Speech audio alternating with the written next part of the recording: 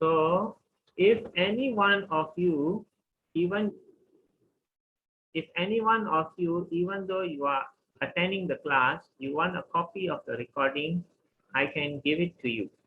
That's not a problem. Maybe you want to re-see it. And also we are in batch 4, we are in level 1. To understand Bhagavad Gita fully, you need to do level 1 and level 2.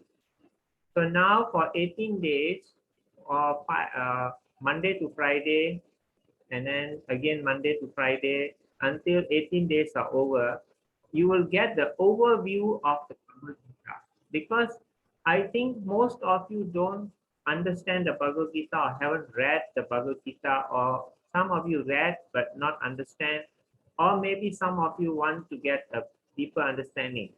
So what we do is we do an overview, the main points of each chapter. Okay, we have the main points of each chapter for 18 days.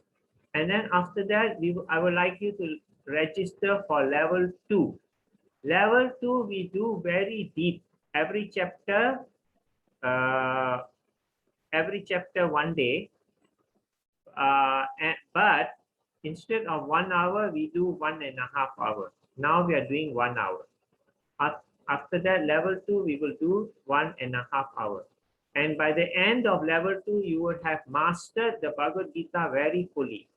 But now also, even with this class, you will be able to master the Bhagavad Gita if you read the Bhagavad Gita. So I'm going to send you notes in the group. What I'm going to explain to you, I'm going to send to you also. We have the slides, I'm going to send to you also. And we have a quiz after that, which you all are supposed to fill up. Okay? You do the quiz and understand. At least you get that, you remember. And you cannot understand the quiz. What you can do is you can ask me for the recording, and you check the recording again and see which parts the quiz is answering. Sometimes, you know, we have the tendency to forget. We are not perfect beings, so we sometimes do forget. So if you want the recording, I can send to you again. Treat me as a friend and as your teacher. And I'm going to give you an introduction to Bhagavad Gita first, the do's and don'ts of reading the Bhagavad Gita. Now, first thing is, if you want to finish reading the Bhagavad Gita in 6 months, from beginning to end, you should read 4 verses every day. You know, Bhagavad Gita have 700 verses. So you read 4 verses every day, you will complete it before 1 year finish. Before 6 months. But if you don't have the time to read 4 verses a day, even you read 2 verses a day, minimum. Supposing today you read 2 verses, the next day you could not read. The third day you must read 4 verses. That means you must make up for what you have not read. You understand so far? Huh? So in this way, what happens is you can finish Bhagavad Gita within 1 year. So that is the secret. Consistency is very important. Now, to read 2 verses a day will not take you more than half an hour a day if you're really reading slowly. But if you are a fast reader, maybe in 15 minutes also can finish. But some of the verses and the explanation will take you a bit longer. Some of the verses and explanation take you shorter. So some like this. And if you don't understand any part of the Bhagavad Gita, you can message me directly and say, this one, I don't understand. Can you help me? I will help you. Okay, no problem about that. And then you should read also the translation, English translation, and also the explanation. Srila Prabhupada has given the explanation of the verses. But sometimes it becomes too technical also. That is why we have this class, so that everyone can understand nicely. And you should have a person well versed with the Gita in guiding you. Don't do it on your own, because if you do it on your own, you may not understand correctly. And so what happens is that you may not get the full understanding.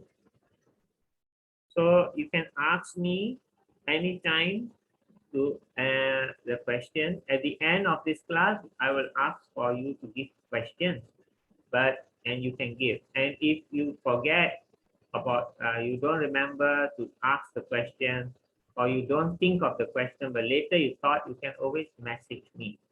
And then you message me and I will give you the answer. And what I will do is I will also put this question into the group and the answer, so that sometimes some people have the similar questions, so they can also understand. Okay. And the Bhagavad Gita is the most important book in the world. So sometimes you may think, why am I saying such a thing? You know, because Bhagavad Gita is the book, it's like a boat. You want to cross the river or you want to cross the ocean. You need a boat or a ship. So you need a boat to cross the river, or you need a boat to cross the ocean.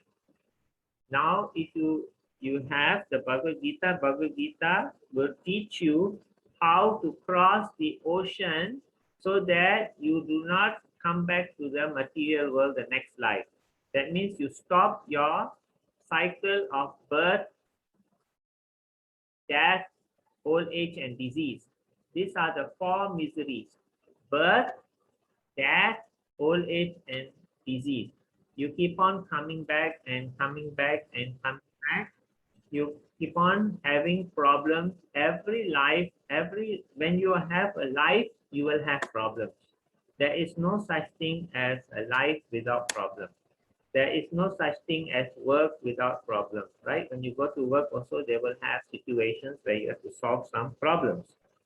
So this book, when you completely read this book and you understand this book, it all explains to you how to go back to the spiritual world. So then, what is the point of going back to the spiritual world? You don't have to come back here. Here, there are a lot of miseries, you will see death. You will see death of your family members, of your friends, of so many people. And you will see so many bad things happening to good people. Now, why does bad things happen to good people? That one we will give you another day, the explanation. You know, sometimes you think, why does good people get bad things happen to good people? So one of these days, I will share you a video of that also. You see, and it is compulsory scripture for all Hindus. Bhagavad Gita is compulsory for all Hindus to read. If you want to have the correct mind frame of how to worship the Lord, this is important.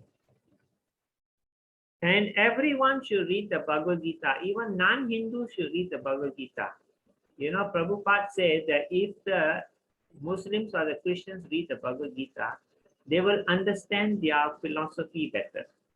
They will become better Muslims and better Christians.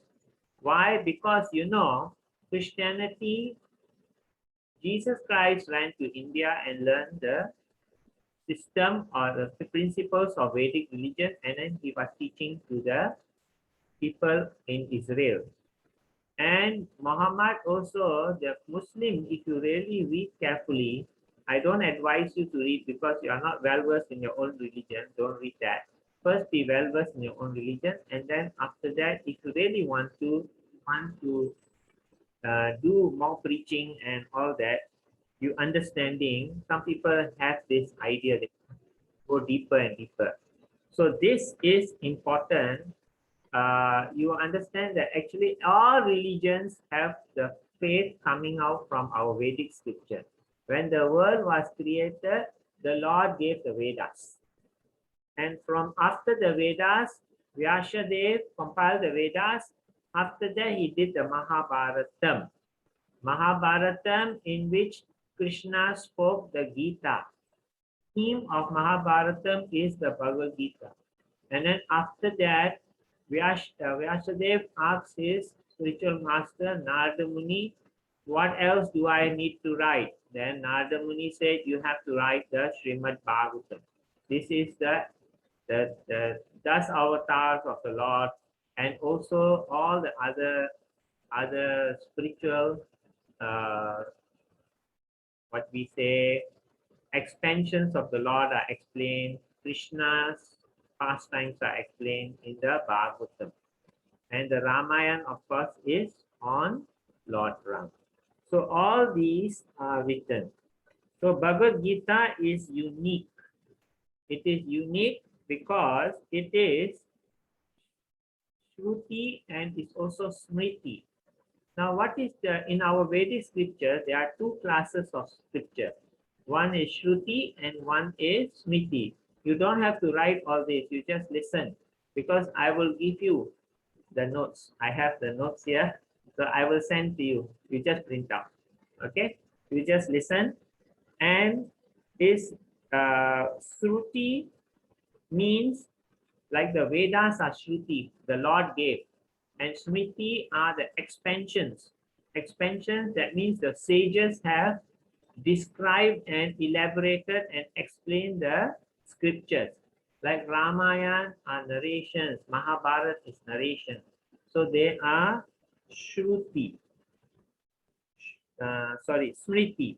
So Bhagavad Gita, is it a Smriti or a Shruti? Is it the Lord has given or is the person narrating? So it is said that it is both the Shruti and Smriti. Why? Because Shruti is Krishna is explained, and Smriti is someone is explaining, and Vyasadev is compiling, and Ganesh is writing, right? So it is both. And before reading the Bhagavad Gita, you should chant Om Namo Bhagavate Vasudevaya 3 times. That is paying respect to the Supreme Lord, Krishna, so that we can understand the scripture of Bhagavad Gita correctly. Because if we read it wrongly, what will happen is we will go the wrong way. But if we understand it correctly, we will go the correct way, right? If supposing you have a map, you don't know how to read the map, you will go to the wrong place. You can't read. But if you read it correctly, you will reach your destination correctly. And then once you finish reading Bhagavad Gita and you got the knowledge, you should also help other people to also read the Bhagavad Gita. Encourage them to read and get them to join the classes, you know, so these classes especially, because when you help other people, you will remember the Bhagavad Gita better. It's funny. I'm now preaching to you. I keep on understanding deeper and deeper. The more I'm giving classes, the more I'm understanding. You know, and there are Bhagavad Gita. There are many Bhagavad Gita, but the best Bhagavad Gita is Bhagavad Gita as it is by His Divine Grace A.C. Bhaktivedanta Swami Prabhupada. Why is it the best? Because it's the most widely printed Bhagavad Gita in the whole world, available in most languages in the world, and it's easy to understand compared to the other Bhagavad Gita. And Srila Prabhupada has explained nicely each verses and tried for you to understand. But even that also on your own, it is not easy. If you have a Bhagavad Gita and you read on your own, it is not easy. So you should attend the classes, and please attend until all 18 days. It's important.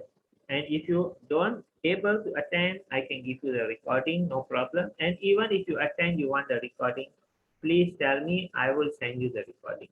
I am here to help you remember and understand the Gita. That is the only thing that I really want from you. Okay, so now we are going to share the screen. 1 minute.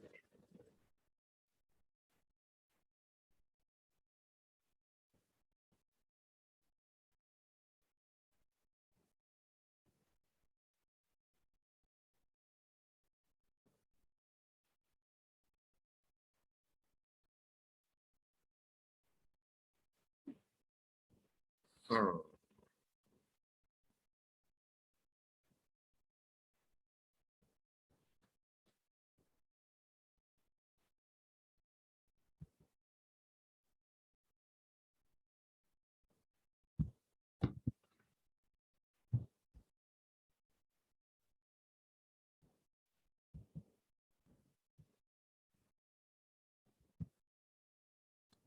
Okay, this is the Gita Gyan. Gita means Bhagavad Gita. Gyan means knowledge. So we are going to give you the knowledge of the Bhagavad Gita. So we read the Gita Gyan first. If any time you can't hear me, one of you or any of you can unmute and tell me that you can't hear, because sometimes the internet is slow, so it comes that way. So here we have, you all try and repeat with me, okay?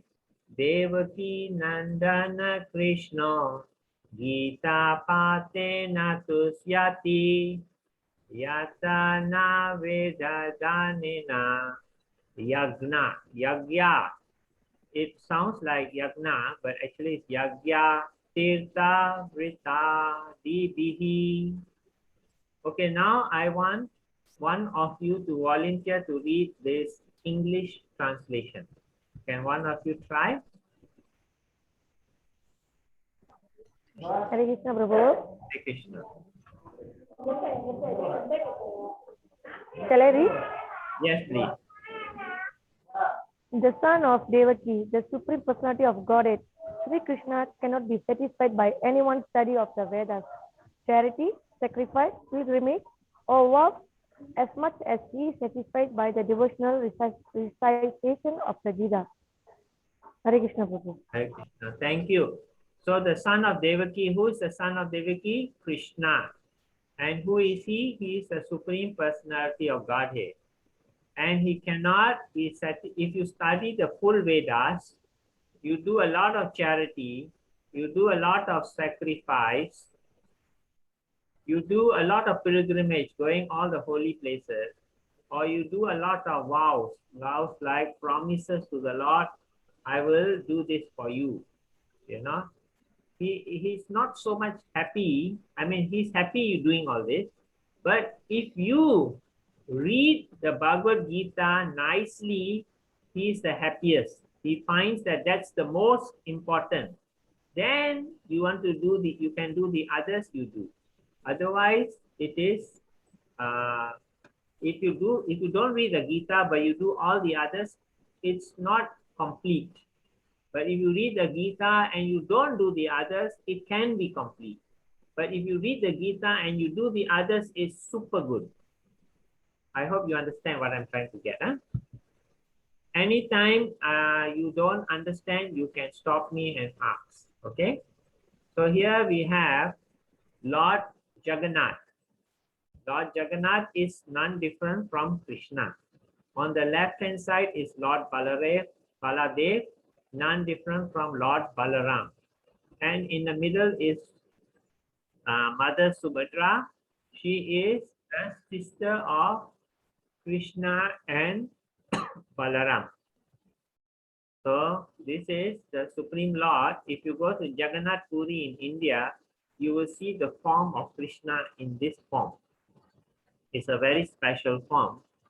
So anyway, we pay respect to Lord Jagannath, Baladev, Subhadra, and to ask for the blessings from them that we can read the Bhagavad Gita nicely and understand fully.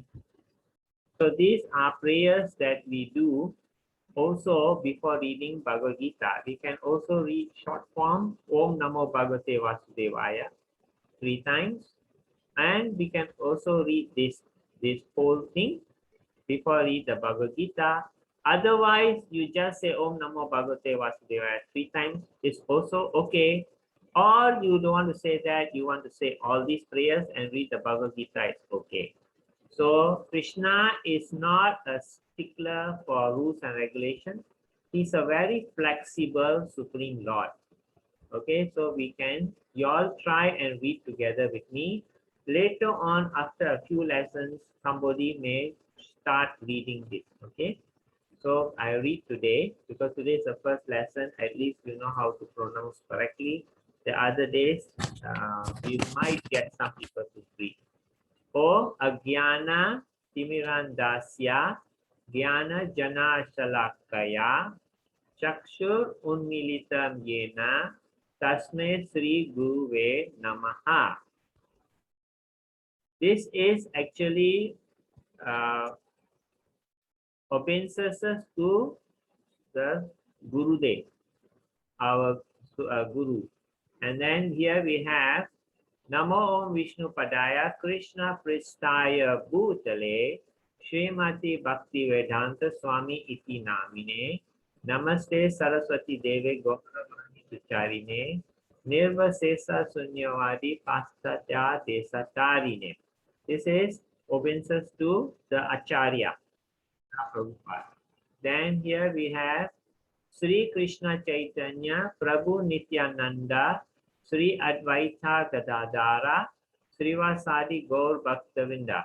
This is obeisances to Lord Chaitanya Mahaprabhu, who is none different from Krishna, and Nityananda Prabhu, who is none different from Balaram. And then we chant Hare Krishna, Krishna Krishna, Hare Hare, Hare Rama, Rama Rama, Hare Hare. So this is the Maha Mantra. This is the very recommended mantra for chanting in the age of Kali Yuga. What does it mean? It means, oh Lord, please engage me in your service. And if it is okay, engage me in your service forever. If you're asking the Lord to engage you in his service forever, means you're asking him to go bring you back to the spiritual world where you can always be with the Lord and you will always be in the service of the Lord. Okay. So this is the Acharya for ISKCON, His Divine Grace A.C. Bhaktivedanta Swami Prabhupada. So we pay respects to him. So Gita Mahatmya. We understand there are many verses about the importance of Gita. Here we read this verse. Gita Shastram Idam Punyam Yapatet Prayata Pumam Vishnu Padam Avapnoti Maya Shokadi Varichataha. So this is one of the verses in Gita Mahatmya about the glories of Gita. So I would like someone to actually volunteer to read this in English. Another person. Can you all, one of you volunteer? I will do it, sir. Yes, please. Okay. One who with a regulated mind recites with devotion this Bhagavad Gita scripture, which is the bestower of all virtue, will attain to a holy abode such as Vaikuntha, the residence of Lord Vishnu, which is always free from the mundane qualities based on fear and lamentation. Hare Krishna. Hare Krishna. So what does it mean? One who with regulated mind, a person who is fixed in mind, able to control your mind, and you can read the Bhagavad Gita with devotion. There should always be devotion in any spiritual activity. A spiritual activity without devotion is not complete. It may be beneficial, but it's not complete. So you must read with devotion the Bhagavad Gita scripture because it is a bestower of all virtue. What does it mean, bestower of virtue? It means it will actually give you all good qualities. Virtue means good qualities. And you will attain the holy abode such as Vaikuntha. What is Vaikuntha? It is the spiritual world. Now, I want to ask you, is the Deva planet in the spiritual world? No, it is not. Higher than the Deva planets is the Supreme Lord, where Lord Vishnu is there, where Lord Krishna is there. That is Vaikuntha. That is where we want to go. When we reach that level, we will never ever come back to this material world. But if we reach the Deva planet, we will still need to come back. And it is the residence of Lord Vishnu, which is always free from mundane qualities. What does mundane means? Material qualities. In this material world, we have a lot of material qualities. Material qualities means temporary, based on fear and lamentation. We are always fearful in this material world. We are fearful what will happen to us. We are fearful of dying. We are fearful of disease. We are fearful of losing our money, losing our job. We are fearful of losing our family members. We are fearful of living our own life.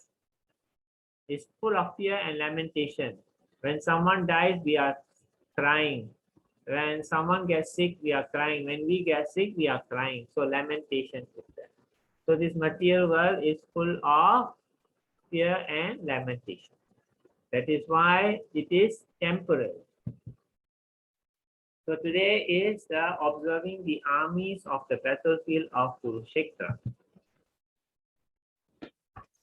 Before we start, we should understand that Bhagavad Gita has total 700 verses. And there is somebody, Yudhishthira is one of the persons who speaks in the Bhagavad Gita. Sanjaya is another person who speaks. Arjuna is another person who speaks. And Krishna is the Supreme Lord that speaks. Yudhishthira speaks only one verse. In the whole of Bhagavad Gita, out of 700 verses, only one verse. Sanjaya speaks total 41 verses. Arjuna speaks 84 verses. And Krishna speaks 574 verses. So Arjuna is normally asking, Sanjaya is normally narrating, Dhritarashtra is only asking one verse. That's the first verse that he's going to ask. Okay, so far is it okay? Can you you all are okay with it so far? Yes, sir. Can, huh? Anyone has difficulty, please let me know, okay? So we have the Bhagavad Gita, which is 700 verses. So this is the first verse. So now, before we read the Bhagavad Gita, I will explain to you in the Mahabharata. Most of you know Mahabharata. There is a history of India in a certain time where Krishna was around, the Pandavas around, and the Kauravas were around. So that is a certain part of history. If you're reading Mahabharata, you will understand. But if you don't know Mahabharata, it's also okay. I will just explain to you. So there are two cousins, families, and they are both related. So what happened is, one family is supposed to be the ruler of the whole of India. At that time, India was the ruler of the whole world. So, but the children were small. So then the other family took over, and the cousin took over and ran the country for a certain time until the children were big. And when the children were big, they said, can you give us back our kingdom? And then the people who are running the country, which are the Kauravas, said no.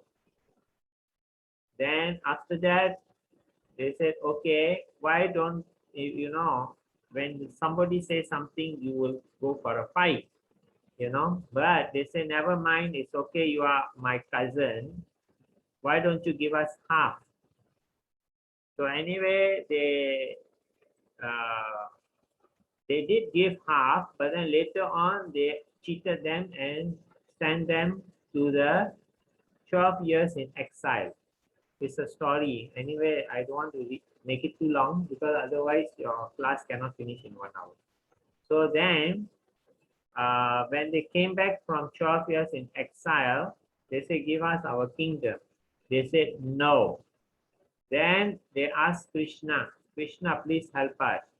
So he said, okay, I will go and talk to you. I am your ambassador. So he went to meet the Kauravas.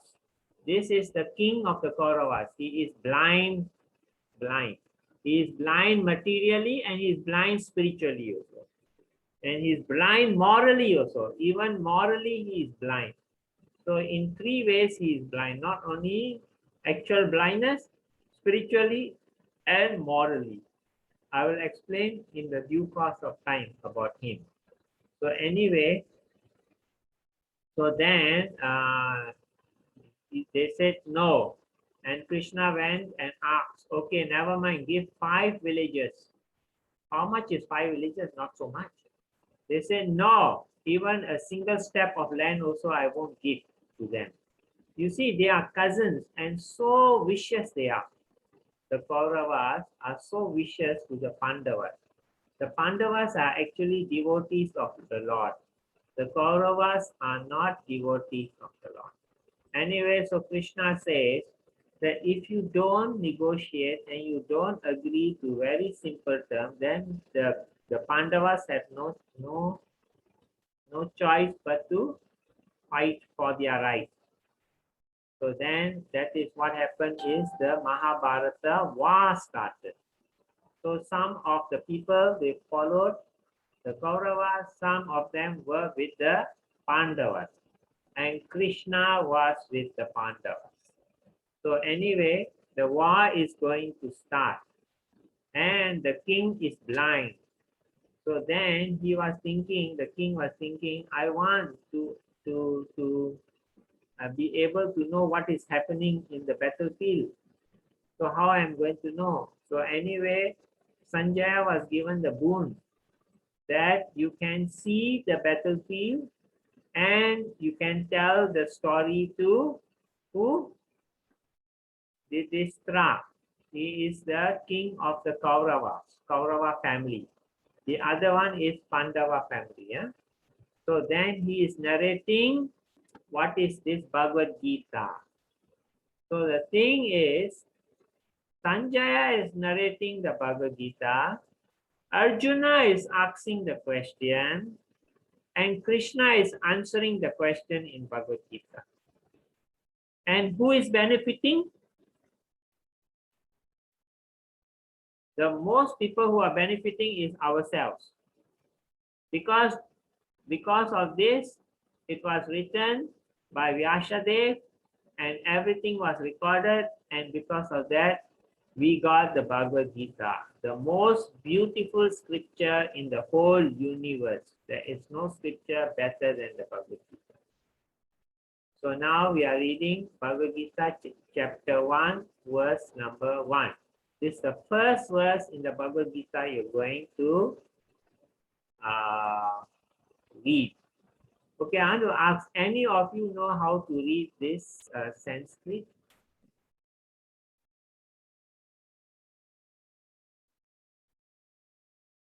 Any of you?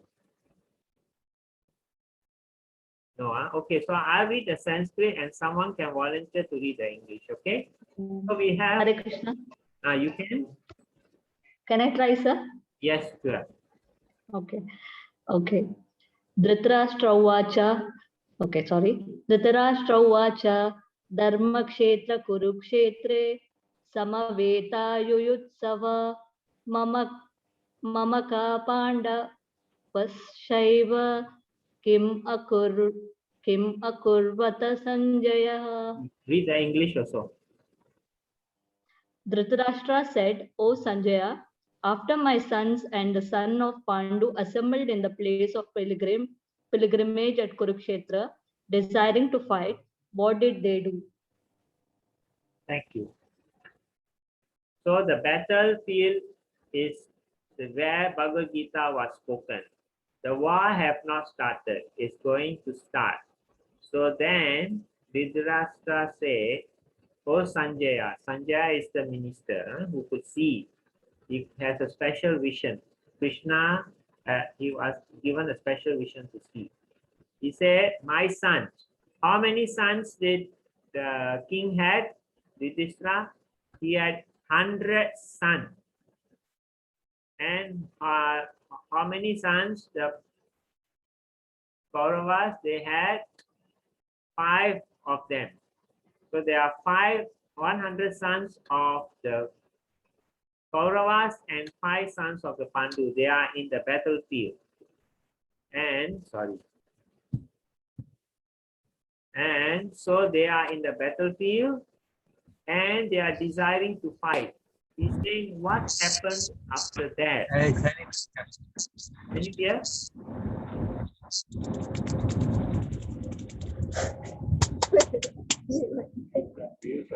Okay, Mike, can you turn off the mic?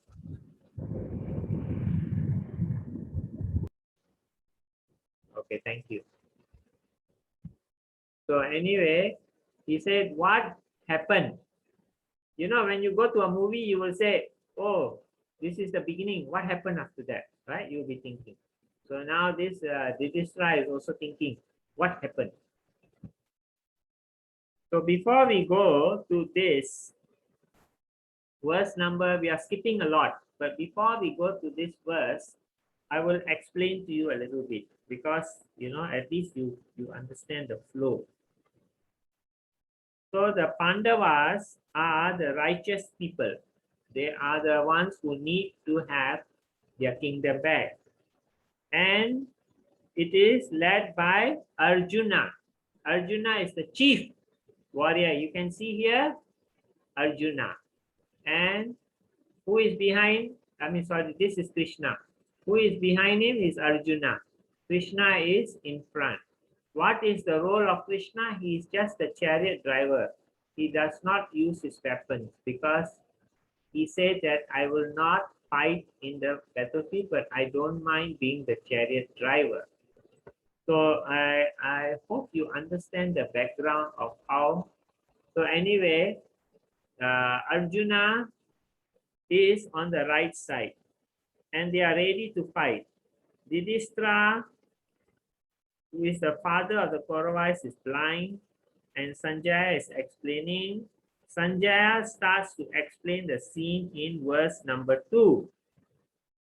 Duryodhana is boasting how powerful his army is.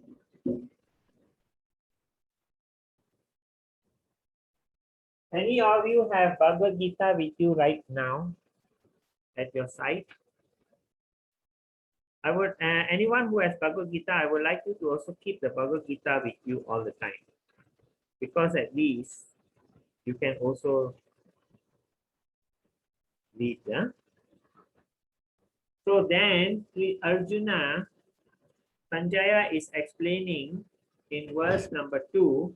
He said, O king, after looking over the army arranged in military formation by the sons of Pandu, King Duryodhana. Duryodhana is the chief of the elder son of the Kauravas, the one that are not correct, the people who are not correct, went to his teacher and spoke the following words. And you know, Duryodhana was boasting. He was saying that actually the Pandavas, which are our enemies, they have a very good army. You know, we have very good army. Yeah, but then, you know something? Our army is better. We have very great, powerful people fighting on our side. You know? So then he's saying again in this verse, from verse number 1.2 to 1.14, before this verse which we are going to read, Duryodhana is explaining and how powerful his army is. You don't have to write all this. I will also give you notes on this, okay? I have my notes. I will give you notes on this, okay? At the end of this class, I will also give you the notes. So you don't write, you just listen nicely. So he's explaining how powerful his army is. You see, Duryodhana is a very boastful person. He's got a big ego problem. He's never been humble and he always is very materialistic and he's very unfair and a big cheater. So he's explaining, on my side, I have a lot of strong people. I have Bhishma, I have Karna, I have Kripa, I have Ashwatthama, I have Vikarna, I have Somadatta. All these are very powerful generals I have. And we are very strong. You know, the army of the Kauravas are bigger than the armies of the Pandavas. Army of the Kauravas was, if I'm not wrong, 1,100 Akshinas. And the Pandavas had 700 Akshinas. What are they? Later we'll explain to you. So he says that my army is very powerful. And after that, he blow his conch shell. And all these generals of his blow his conch shell. So the Duryodhana was very happy. Then after that, Krishna, in this verse 1.15, chapter 1, verse 15 to chapter 1, verse 26, you can see that Arjuna has Krishna. Arjuna has Krishna as his chariot driver. Krishna wanted to see his, Arjuna wanted to see his enemy, and he asked Krishna to bring the chariot to the middle of the battlefield for him to look at his enemies. But before he started, because the Duryodhana already blew the conch shell, so then Arjuna and Krishna also had to blow their conch shell, because you know, when one side is making a big show, this side also should make a show to encourage their soldiers. Otherwise, the soldiers of this side will become very depressed. Okay, so anyone would like to read this Sanskrit verse? Somebody else who haven't read?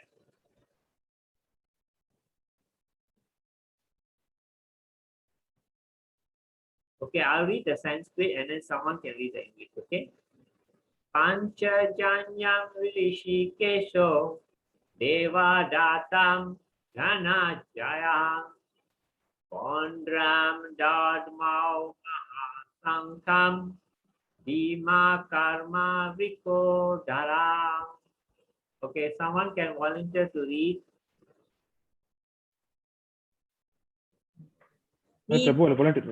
Yes, please read.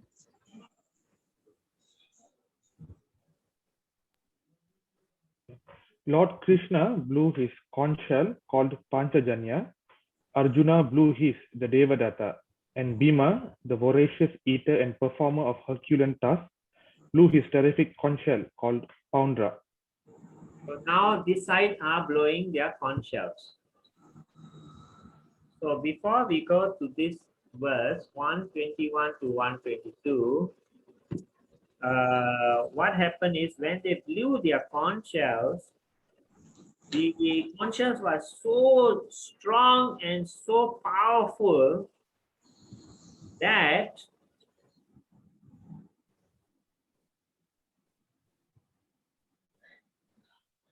in verse number 19, those who have Bhagavad Gita can turn to chapter 1, verse 19.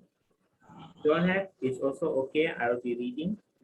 The blowing of these different conch shells became uproarious, vibrating both in the sky and the earth.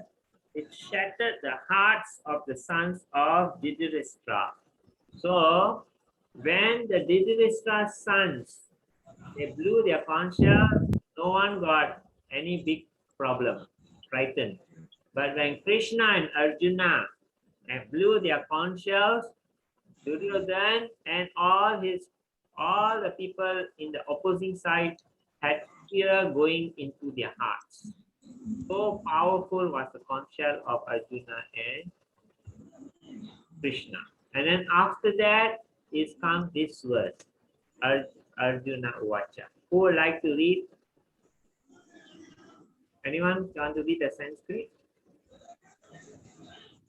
Arjuna Uvacha Senayor Upayor Made Ratam Stapayame Chuta Yavat Etan Nirik Seham Yodu Kaman Avastitan Kair Maya Saha Yodafyam Asmin Rana Samudyame. Arjuna said, O infallible one, please draw my chariot between the two armies so that I may see those present here who desire to fight, and with whom I must contend in these great trials of arms. Hare Krishna. Your name is what? Because I see only YSH.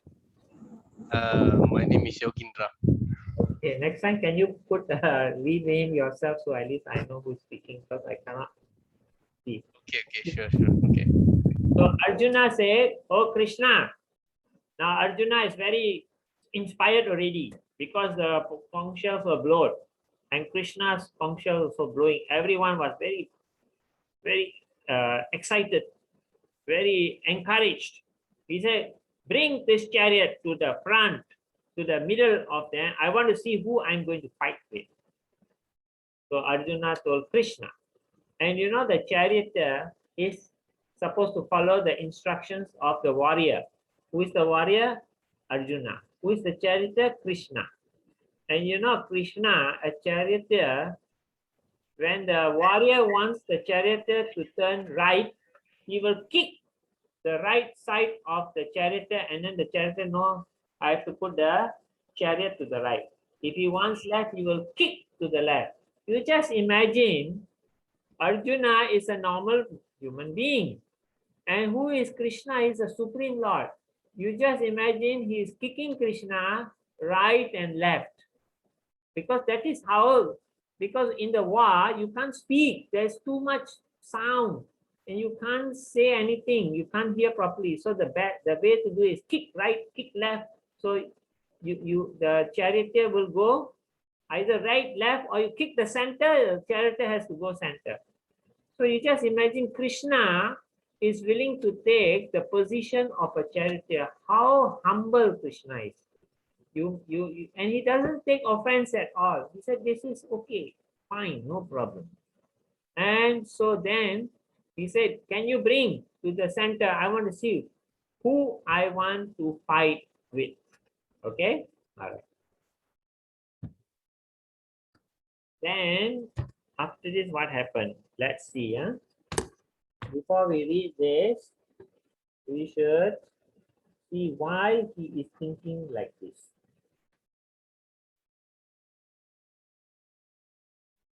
And Arjuna had the chariot go into the center.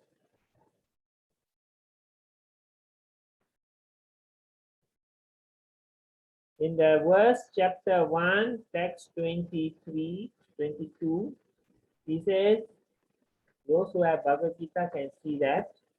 He says, O infallible one, please draw my chariot between the two armies, so that I may see those who are present, who desire to fight, and with whom I must contend in this great trial of arms. That means, please bring the chariot to the center so I can see who I have to fight. He was very angry. Let me see in the next verse, 123. Those who have come here to fight, wishing to please the evil-minded son of Dhritarashtra. He said, the Dhritarashtra is an evil king. Who are following in his side are all stupid. I mean, evil. Why they want to follow evil? They are doing wrong things. I want to see who are the people who are fighting against us. So after that, what happened is Krishna brought the chariot in the middle of the armies. And then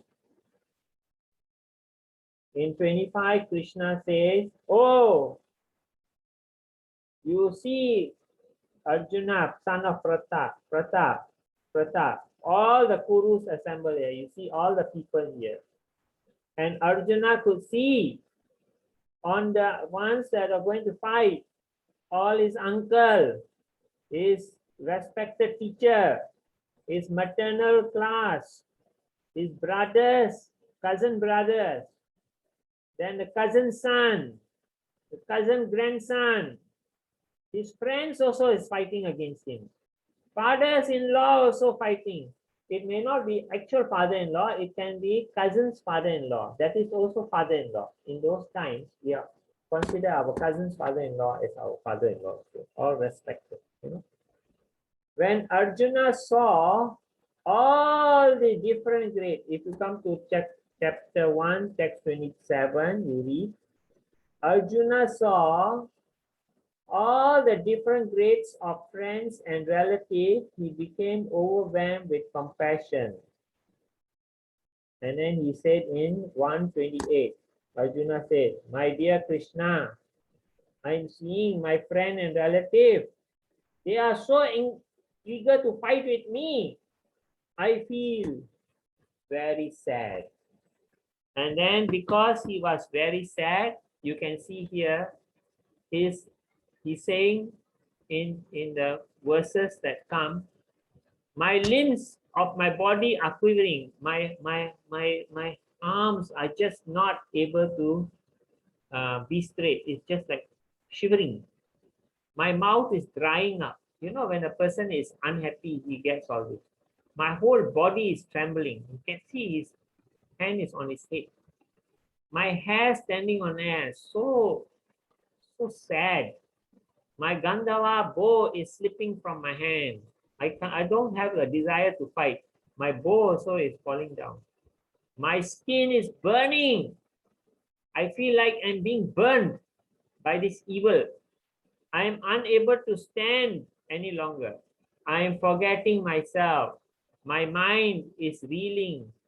I can only see causes of misfortune. So sad, isn't it? If you have to fight your relatives, what you feel? You'll be happy? And then Krishna is speaking. Arjuna is saying, Krishna, I don't want to fight. So then, you just imagine, supposing Malaysia went into war with, say, Indonesia. Okay, and you are the soldier of the Malaysian army. Okay, not even soldier, you are the general, the one that's leading the army of Malaysia into war. And then you are the main man. And then suddenly you see the other side, the Indonesian side. You don't look at them as enemies. You look at them as people with families, with desires. Then you say, oh, I'm so sad. How can I kill people like this? But that is you seeing people of the other side which you have no relation. This one, he has relation. He is seeing his relatives, his cousins, his gurus, all the respected people whom he has grown up with, all wanting to fight with him. He says, what is this? I don't want to fight. I don't want to fight. I want to resign. Can you, at the time of war, suddenly put in your resignation? A soldier cannot put in his resignation. He will be put into jail. You say, nonsense, what man? When there's no war, you are a soldier. When there's a war, suddenly you become a very holy man, and you are maybe a coward actually. You are not even holy man, you're coward, then you're going to die. So then he says that in this verse 128 to 130, I have compassion for my friends and my relatives. How can I kill them? If I ask any of you, go and kill your family and relative, will you do? None of you want to do. Even if they are bad, you won't want to kill them.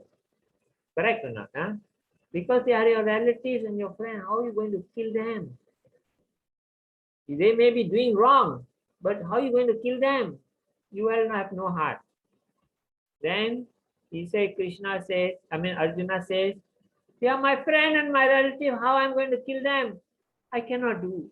Then he said, even if I win the war, I cannot enjoy because I killed my friend and relative. I will feel so sad. What's the point of winning the war? There's no use. I won't be happy. And then he says, If I kill my friends and relatives, I'll be incurring sin. How can I kill my relative? How can I kill my guru? How can I kill my grandfathers? Grandfathers are respected elders. How can I will commit sin? I will go hell. What's the point of fighting a war and going to hell? I may get a big kingdom, but I have to go to hell. What's the point? And then he says, when we have a war, a lot of men will die. And then it's a destruction of family traditions in 139 and 143. I will be the cause of it. If I kill all these people, the children won't have fathers. The family tradition is broken. The wives don't have husband because they are dead. The family tradition is broken, or there will be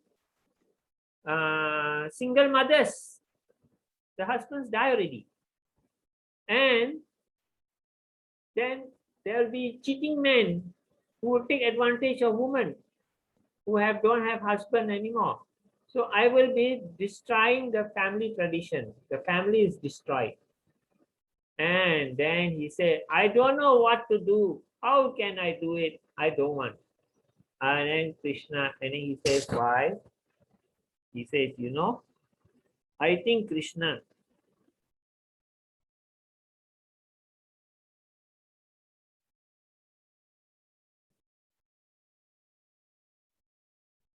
he says, if I lose the war, I will be dead.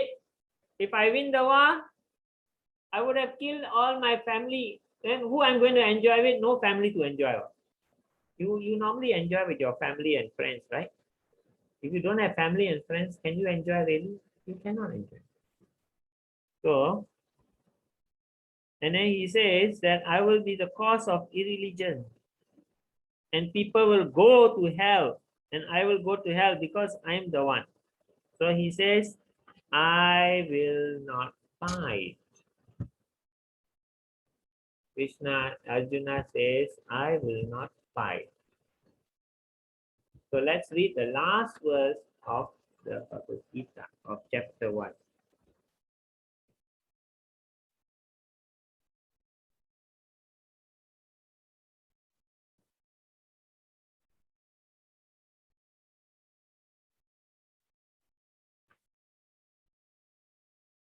He says in chapter 1,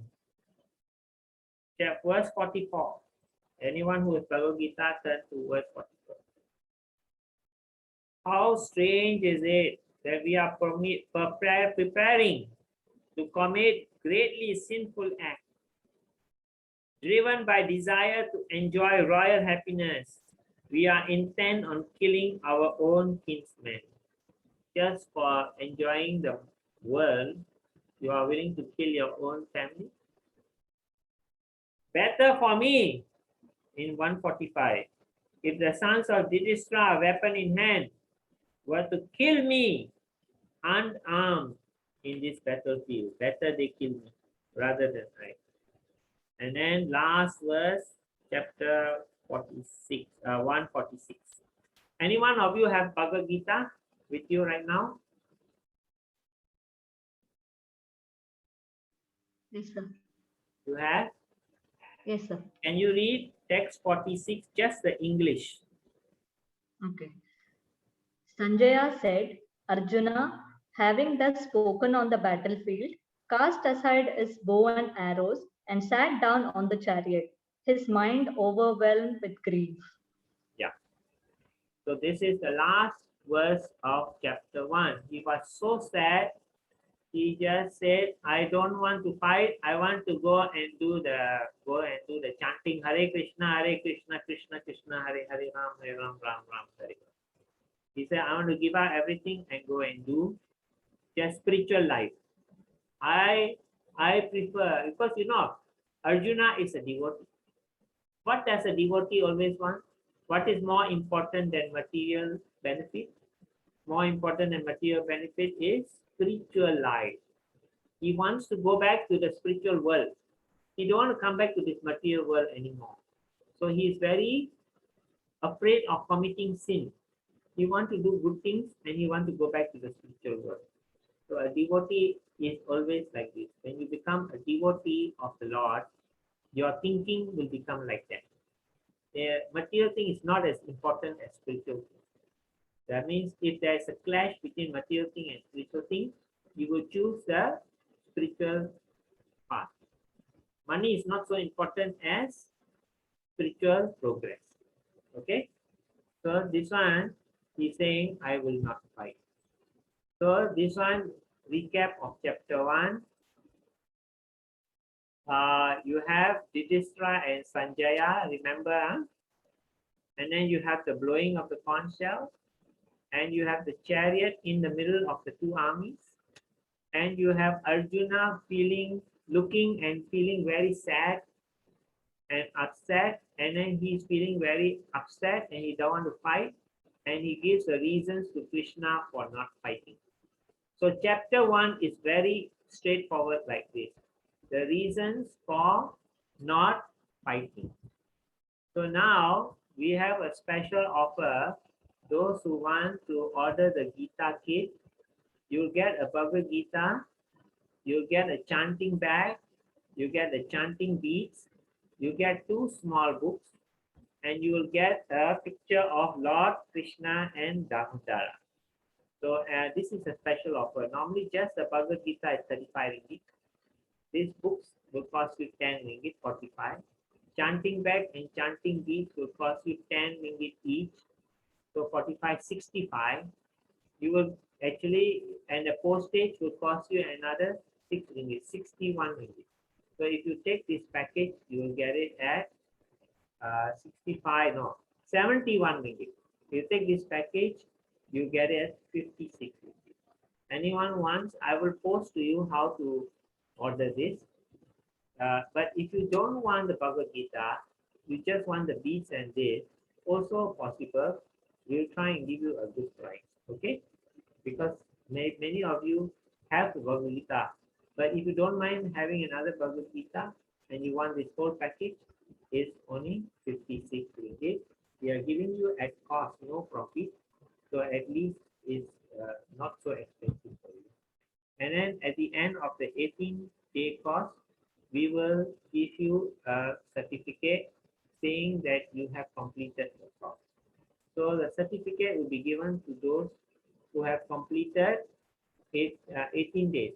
But if you cannot complete 18 days, maybe about 70 to 80% of the days you have done the class is also okay. We'll still give you. Because the rest days, maybe you want the recording, I will send to you. And I'll give you the recording, you see the recording. And also, there is a quiz at the end of this class. I will send you the quiz on the group.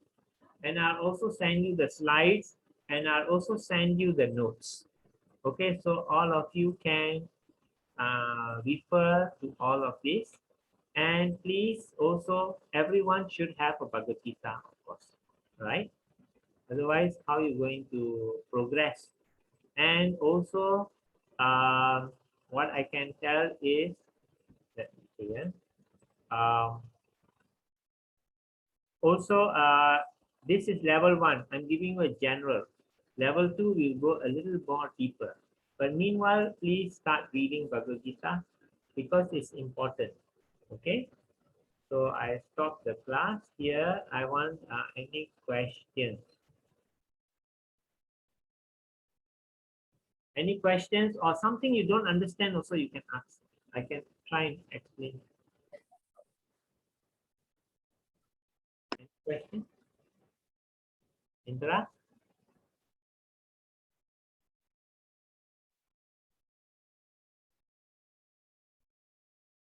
Any question? You all understand so far? Yes, understood. Understood. Yes, Anyone? Yes, Prabhu, can understand. Yes, can understand. Can, huh? Okay, I Yes, sir, I can understand. will ask anyone on that.